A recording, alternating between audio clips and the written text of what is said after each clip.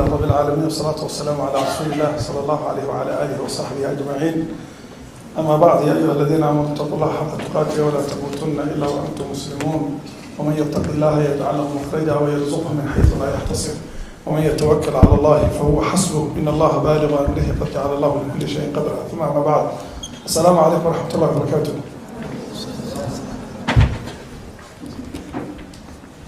waxaan umaleynaya wax badan baad fadhideen waan idinka soo dhaahnay raalli ahaada. Anigii sheekh cabdiraxmaan baa mid walba midka kaluu islahaa uu ka hormari doonaa. Marka xoogaa waxaa jirtay wada shaqeyn la-aan baan umalay qaabka loo kala hormarayay. marka raalli ahaada insha allah. kelimada kooban ee aan jeedin doonay guurka ku saabsan, waxaan rabaa inaan ka hadlo afar qodob oo ka kooban. marka koobaad insha allahu tacaala waxaan ka hadli doonaa fadliga iyo wanaagga guurku leeyahay. waxaan kale oo ka hadli doonaa sababka waa in loo guursadaa, muxuu qofku u guursanaya. waxaan kaloo wax yar ka hadli doonaa biidni illaahi tacaala qofka aada guursanaysid waxa loogu xisho. waxaan kaloo wax yar ka hadli doonaa insha allahu tacaala shukaansiga midka xaaraanta ah iyo midka islaamiga ah. waan ka hadli doonaa insha allahu tacaala. marka koobaad, guurka fadligiisa waxaa ka mid a aayadaha ka hadlaya aayadahu alla leeyahay waankixu layaama minkum wasaalixiina min cibaadikum wa imaa'ikum in yakunuu fuqaraaa yugnihim allahu min fadlih. u guuriya buu alla leeyahay kuwa fuqarada ah ee ka mid ah addoommadiina iyo doobabkiina, macnaha gabdhaha iyo wiilasha aan weli guursanin u guuriya. waxaa ka mid a aayadaha ka hadlaya fadliga iyo wanaagga guurka, walaqad arsalnaa rusula min qablik, ilaahay uu leeyahay walaqad arsalnaa rusula min qablika wajacalnaa lahum aswaajan wadurriya. waxaan soo diray rusul waxaana u yeelnay xaasas iyo caruur. marka sunnadii ambiyada bay ka mid tahay in la guursado. laba xadiid oo axaadiista nabiga ka mid sal alla alay wasalam. xadiid nabigu wuxuu le yaa macshara shabaab man istataaca minkum lbaa'ata falyatazawaj. dhalinyaroy qofkii awooda baa'a ha guursado. kelimada albaa'a culimmadu markay ka hadlayeen waxay u badan tahay in laga wado qofkii takaaliifta guurka awooda. ma umalaynaya in laga wado ninkii gabar la seexan kara oo raganimada keliya, laakiin waxaa laga wadaa ninkii awooda inuu reer dhaqo, macnaha guurkii, gabadha meherkeedii, biilkeedii, guriga kiradiisii iyo gogashii ninkii ka bixi kara ha guursado. nabigu wuxuu sala allahu alay wasalam fainahu agadu lilbasar, indhahaaga guurkaa u laabitaan badan. indhaha haddii qofku guursado indhuhu way laabmayaan. waxaa jira qiso la sheego sharaxbiil bu habaan u malay ninkii qaadiga qudaada ka mid ahaa muslimiinta ee la yidhi waxaa u yimid gabdho dacwo ah. markaasuu wuxuu yii markay ka tageen saddexdaa dumarka ah, midna waxay lahayd nin, midna waxay ahayd gabar naag qof dumar oon xaas lahayn, midna uur bay lahayd. markaasa maxaad ku garatay? markaasuu yii midda uur kale waxaan ku gartay maanta dhinac calooshay taataabanaysa, ilmaa ugu jira meesha way ilaalinaysaa. midda nin kalena waxaan ku gartay buu yidhi indheheeda way laabnaayeen. midda gabadha ana waxaan ku gartay buu meelaha fiifiirinaysa.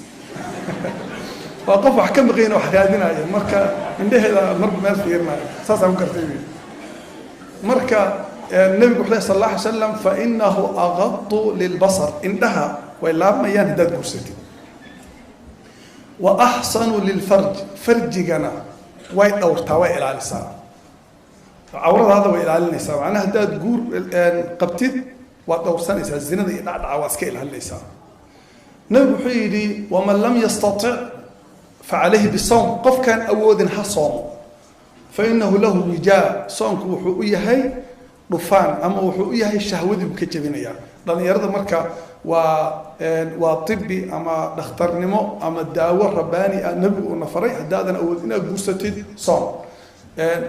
guurka fiiriya, qofka aan guur awoodin wax uma tarto inuu ama gabdhaha la sheekaysto ama uu raadiyo ama uu asaga jirkiisa ku ciyaaro iyo waxyaabo la mid ah waxa wax u tara inuu soomo oo uu iska ilaaliyo waxyaabaha cuntada ah ay dhici karta inuu qofka intuu cayiliyo oo kiciyo iska ilaaliyo fayna lahu wijaab intaas xadiid kale waxa jiray Imam Tirmidhi oo wariyo cajiiba oo Nabiga sallallahu alayhi wasallam thalathun ala Allah awnuhum dhalinyarada xadiidka markay maqlaan aad bay u farxaan saddex qof ilaahay wuxuu ballan qaaday inuu u kaalmeeyo ballan way ballan ilaahay baa u kaalmeynaya waxa ku jiray annaakihu yuriidu al-afaaf qofka guursada asagoo raba inuu ku dhowrsado qof dhalinyaro ah oo dhibaato haysato oo guur u baahan oo u guursaday aad ku dhowrsatid ilaahay baa kaalmeeya waa xadiid weyn waa xadiidkaas nabiga sallallahu alayhi wasallam masalada labaad oo raba inaan ka hadlo waxa weeye xikmada loo guursado waa maxay innaga Soomaaliya hadaan nahay waxaan gabdhaha waxay dhahaan waxay u guursadaan qaar badan oo kamid yaan lagu dhihin waa guumays macnaha guur bay weeyday wiilasha qaar waxay guursadaan lagu dhihin gabdhuhu ka baqa maanta dhan waa guursaday hebel qaar baa wuxuu manayaa khatar nin rag ay inuu guursado marka hebel waa guursaday gabadhaan oo saaxiibta way guursatay heblaay way guursatay ayna way guursatay intaas ay ka rabtaa laakiin xikmada loo guursado oo xaqiiqada ah waxay noqon kartaa saddex midkood waxa ugu muhiimsan inta ugu waaweyn kow inaad ku dhowrsato oo fitanta iskaga ilaaliso ila dhalinyaro tahay waxaad u baahan tahay qof bini aadam ah oo bini aadam baa tahay waad u baahan tahay waxa kale loo guursadaa caruur in la dhalo waa xikmad loo guursado weey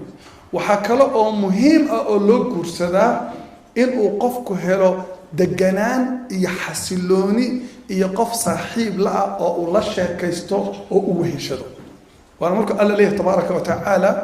uu leeyahay markuu min ayati an khalaqa lakum min anfusikum azwajan litaskunu ilayha ilaahi wuxuu idin yeelay xaas si aad ugu degtaan degtaanka waxa laga wadaa qofku markuu guursado uu degan yahay nin aad u sheeko badan oo ardada kafta badan baa jaamacad dhigan jiray yaa guursaday gabadh dhalinyaro marka ninkii jaamacad markuu aad u aamusan yahay ragga waxay dhahay nooma shactiriis nooma sheekaysan maxaa dhacay soo yiri aray meel kale aan ka sheekeeyaa maana hay energy aan ku sheekeeyo caawda meel kale ka sheekeeya maana gabadh u sheekeeya marka qof aad la sheekaysatid oo la ciyaartid oo aad weheshatid oo aad waxaad helaysaa qof saaxiib kula noqdo waa xikmad kamid ah xikamka guurka wuxuu ilaahay leeyahay waja'ala baynakum mawaddatan wa rahma wuxuu idin dhex dhigay jacayl iyo naxariis dhalinyarada waxaan mararka qaarkood is dhahaa ama kula challenge garayaan ay ku dhahaan sheekh sug annaga dumarka iyo odayaasha Soomaalida isqabaan aragnay jacayl iyo naxariis kama dhaxayso sababtoo waxay aaminsan yihiin Soomaalida waxay dhahaan nin iyo xaaskiisa col lama aha nabadda ma aha maanta way istagaalayaan way xanaaqsan way istagaalayaan laakiin ilaahay wuxuu leeyahay naxariis iyo jacayl baa ilaahay dhexdeena dhigay wadaalika jacaylka runta khaasatan gabdhaha arrinkan waa wiilasha mar raba inay maqlaan waa between you and me gabdhaha kaliya jacaylka runta wuxuu bilowdaa marka lagu guursado kadib waxa haro dhan waa baan aqliga laga xaday yaa baan lagu akhrin baan lagu akhrin jacaylka runta waa marka guursato kadib waxa ka horeeya waa attraction way qofkan kaliya waad ka heshay suu eegyahay ama hadalkiisa iyo wax la mid ah laakiin wuxuu yahay ma taqaan laakiin jacaylka runta waa mid ka yimaada markii labada qof iskuursan waa off the microphone gabdhaha kaliya iska laarkaas wiilasha shan kuma leeyahay sababta wiilasha waa ogahay gabadh balaayo ku akhrina maanta dhan oo uu leeyahay waa ku jeclahay insaan oo waxba ka jir kii mid baa igu yiri sheekh habeenka saddex gabdhood baan seexiyaa markaan saddex seexiyaan seexda mid uu sheekayna ilaa ka seexato mid kale waxa uu sheekayna ilaa ka seexato gabadha maskiinta waxay istaa kaligeed inuu la hadlo wuxuu ku leeyahay adduunka adiga kaliya ka jira wax kale waa been waxa soo waxaan ka akhriyay tafsiir kamid ah nabiyullaahi Sulaymaan yaa wuxuu soo maray Dimashq isagoo agteeda maray wuxuu arkay shimbir geed saaran oo mid kale ku wareegaysa marka uu qosay nabiyullaahi Sulaymaan kaasoo shimbirta waxay dhahaysaa ma taqaanaa maxaa wuxuu yiri midkan wareegaya waa nin waxad geedka saaran waa female waa dumar uu shukaansanaya wuxuu leeyahay hadaa ay guursatid daaraha Dimashq mid ugu quruxda badan ma ku dejinaya مركزوا حي ما لين إنسان شمر كاس إنه دار ليه سيدنا المية سي ولكن كل خاطب كذاب متكسر مركو حش كان سنة وبين عليه لا مشكلة معناها حنكودي موددة جعيلك ينحريست الرنت أوامدك يماذا بعد زواج كوك كده يعني أنت سوا حكم وحلو بسوي قريب كامل وحنا وحير إن أنكه الله قفك أدور سنيسيت محاب وحلا نيسان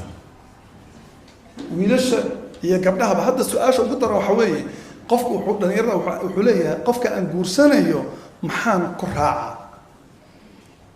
النبي قال صلى الله عليه وسلم أنت أنا كهذين وحي مسكح ذي كجرة وأنا في إنه وحي النبي صلى الله عليه وسلم صلى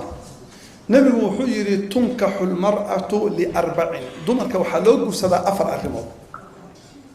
عادة بني آدمك لقنك بني آدمك أفر أرمض بدمرك وجوسدا لقى ما هالله نبي يقول مرة هي أفر تأجوسد لكن وكالتشر كبني آدم كوي أفر تاسوي وحكوا له جوسدا لجمالها قروح ذا وكو نمانك ننكست وحاك إنكست أو قروح ذا أيتها نسبي أو قفل بأو سئو أركو أو قف كسر بني آدم وقروح بدنيا ننكستنا وحديع كرتا مدة وأصجع ليه ومدة أدونك وقرحان إنه مدة لو أركب مدة أدونك وفرحان بعديع كرتا ونسبي لكن قف كسر ننكست ما كان ليش كسر كلها هاي كبر قرحان مرحبا مدة وحجري قبر بارتها أريدها بيضاء طويلة كلها وحنا قبر وعب تمشي كمشية الغزال وصير قرنوك توسعتها وتختال كاختيال طاووس وصير طاووس وحرقتها وإذا جلست تظنها قائمة مركي فقد وحمل سائني تاجنتها وإدارتها معنا وإذا قامت تظنها راكبة مركي ساكت حمل سائني سارنتها هاي بابور أما إني سارنتها رتيو أما سميل فوق إني سارنتها لأن يرضوا حيكوليهين أنا بريك هور أضياش وحن كمر الجري هديك قبل جور كاجل وحديه جرين معك هدأت إنا جور ستين هنا الإهرات هنا الجهنات هذا قبل حاجات دقن لكن ده روح بدل هذا قبل عقل بدن جور ستين هذيك وريني سامع كواسا لأن يرضى حتى واحد يعني هديك قبل جور كاجل هنا جابنات هنا جدودنات قبل جابن وجودن ينين دار بس كيف عم يكون هاي عموما النبي محمد صلى الله عليه وسلم دتك بني آدم ككالتشر أهان وحيدومرك أوحش عن قروح وحكى الله أوحش ولمالها مال كذا قبل لعك هيست خاصة لأن يرى هذا أو هل كان جوكتو أو دعك تحوي إني شيتين متسنج الماذا أو في عنا أو حوالي تقولي الدكان أو لعك هيست هذا أركا وواحد وحلاه كبير سمع وكفر حياة قبل بيسنس ومن هداهش أذيك أو حاجة جبنت وكفر حيسان marka waa wax aad oo dadku way jecelihiin wuxuu nabiga sallallahu alayhi wasallam xasabiha iyo familkeeda qabiilka ay ka dhalatay qoyska ay ka dhalatay gabadha aabaheed hooyadeed awowgeed waa gabar hebel dhalay waa la sharfaya gabar sheekh hebel dhalay gabar saan cidda ka dhalatay nabigu wuxuu leeyahay walidiinha iyo diinteeda markaasuu nabigu wuxuu leeyahay fadfar bidaati diini taribat yadaka midda diinta la middaas kulli baan adigu midda qaado waxa kala dhan iska daa diinta ku raac arrinkaas xaqiiqo weey waa la arkay gabadha qofka haduu diin leeyahay ama nin ha noqdo ama dumar ha noqdo hadaa xataa isku dhacdaan diinta ka cilmiis waa qof garanaya war ilaahay ka cabso qof garanaya weey qof marka ilaahay ka cabso istaagayo weey marka midka diinta leh qabso dad baa waxay aaminsan yihiin waa gabar ay dhici karto inay ayna xijaab wadanin wuxuu ku leeyahay gabadhan sheekh waa ka helay ana intaan xijaab u xiro wadaad ka dhigay waxa waliga wadaad ka dhigi karto waa aragna kuwa say wadaad ka dhigay markii dambe wuxuu ku leeyahay salaadiina waa diiday xijaabkiina waa diiday inaan furaan rabo maxaa la guursanaysa waxa u maleeynaya markii ay guursatay inay wadaad noqon doonto maya qofka marka hore waxa ugu xilataa diinta muhiim waa mas'aladaas muhiim waa khaasatan waxaan rabaa halkan inaan wax yar kala hadlo maamooyinka iyo aabayaasha ilaahay ka cabsooda wiilasha iyo gabdhaha aad qabiilka isugu diidaysaan joojiya iska daaya ilaahay ka cabsooda gabadh dhalinyaro ah miskiin ah iyo wiil dhalinyaro ah miskiin ah oo suuq dalma kuf isu ah yaa waxaa leeyahay waa reer hebel kana waa reer hebel maxaa reer hebel adiga ma reer hebel baa ku guursanaya maxaa kaa galay حتى ويلك جوانها هدوء جورسة ولا عنانية وحلا جوانها عدة هي بجورسة ويل أنا يراه وحان waxaa jiray gabar guursaday marka ciddiisa oo imaanstay gabadha guursatay yaa waa ay si wallahi saa isugu liibaanayaa tahay ma dhihin mana baa qanaa cid odaygu yaado wuxuu dhahaa adeer aan soo weydiiyey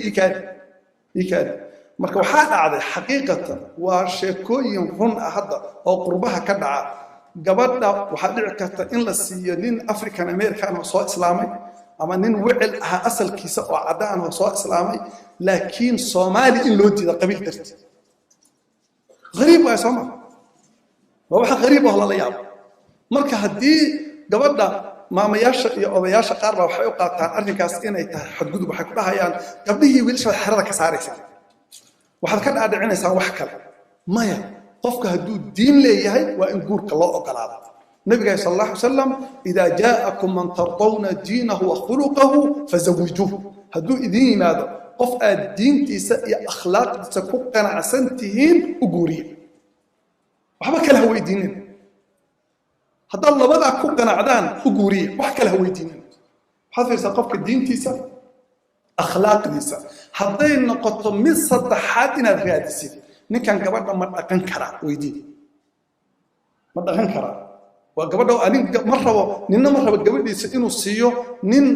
dhahayo gurigaaga iyadoo joogta ban xaas ka dhiganaya guri xataa uma kireen karo maya waa inuu gurigu kireen karo waa inuu meel dejin karo waa inuu biili karo laakiin waa in uu yahay dhaqankiisu akhlaaq iyo diin weey marka waa ku celinaya haddana guurka waxaa loogu xishaa diin iyo akhlaaq gabdhaha ka mid ah fiican yaa maalin telefoon igu soo wacday kaas waxay tahay sheekh gabar fiican baan ahay oo wadaad ah nin baan rabaa shuruud leh marka wiil fiican oo noocaas i raad saadii sidee maxaa rabtaa saytiri waxaan rabaa wiil horta baadigiisu oo basketball player oo yahay sidii basketball ka ciyaar waa koow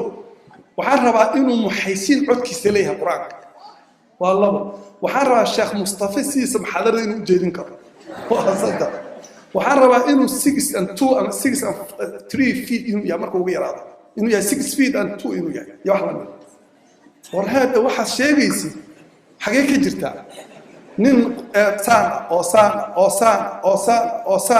inta raadinaysi waxaad raadaysaa qof akhlaaq iyo diin leh waxa kala dhan ayaga ha ka dambeeya wiilasha waa saas oo kale gabadha akhlaaq iyo diin waxa kala dhan ha ka dambeeya lama diidan inaad wax kala raadiso qof walba bini aadamku waxa uu jecel yahay waxa adiga aad jeceshahay oo dookhaaga ah islaamku ma diidayo kuma dhahayo aniga dookhaaga tirtir waxaad dhahdaa intaas indha tirtid qofkaan arkaa iska raacaya maya qofku waa inuu akhlaaq iyo diin leeyahay dabci wanaagsan leeyahay muru'a wanaagsan leeyahay dhaqan wanaagsan leeyahay uu ku dhaqan karo sharciyan waxaan kelimada qayb ka mid aan ka hadli doonaa hadda fitanta socota oo aadka u badan oo ashkaansiga tirada badan ee gabdhaha iyo wiilasha ka dhaxeeya yaa waxaan rabaa inaan ka hadlo maxaa sharci ah maxaanse sharci ahayn horta waxaad ogaataa horta shukaansi islaamiga ma jiraa shukaansi islaamiga ma jiraa xaqiiqo waxaa ah shukaansiga islaamiga la dhihi karo dhalinyaraan mar maxaadar u jeedaya marka waxaan idhi islaamig shukaansi ah haddaad shukaansanaysaan sameeye waxay dhaheen sidee waaye waxaan idhi guriga gabadha waa inaad tegtid haye عدة الباب هالجرجرة حتى السلام عليكم وعليكم السلام هذا هو كلاس حتى إيدو قبل هذا رأينا الله شيء كيستون لب الله سنة هاي حاجة ما الله اللي كرام محمد مضى سمين ساعة ما يبغى يفديان ما مضى وحي سمين ساعة إيه خير قبل وصقل فدق فريسين ساعة أتكع على البوكين حلوتها على البوكين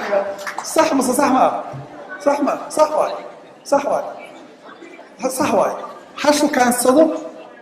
حشو كان صدق حبرته حبر المجال هديت حوجا واستغولين كذا يقلقلي بكاتك تيجي حوجا هذا قبل اسفهمتان قرص وصح واحد قضياشة وحيقول لي قضية هو بيسوع عيرنا يا مركب دلوقتي وريا ويقول لي عرسوه يقول لي يبع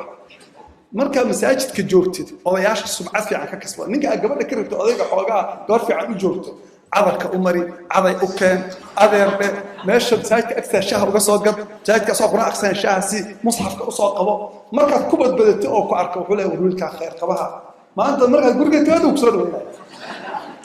صح ولا صح